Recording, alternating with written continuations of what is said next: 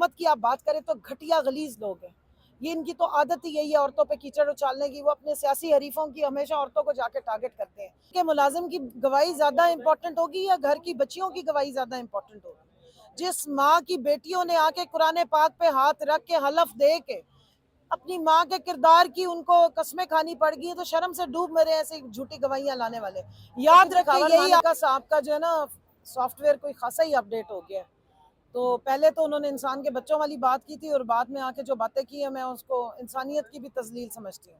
گھر کے یہاں پہ وہ الفاظ نہیں استعمال کر سکتی. آلریڈی خواتین کے جو بہت ساری پردے والی باتیں ہیں وہ اس طرح اچھالی گئی ہیں اس عدالت کے سامنے کہ ہمیں بہت درد اور تکلیف ہوئی اور ہماری ریزرویشنز ہیں اس پہ.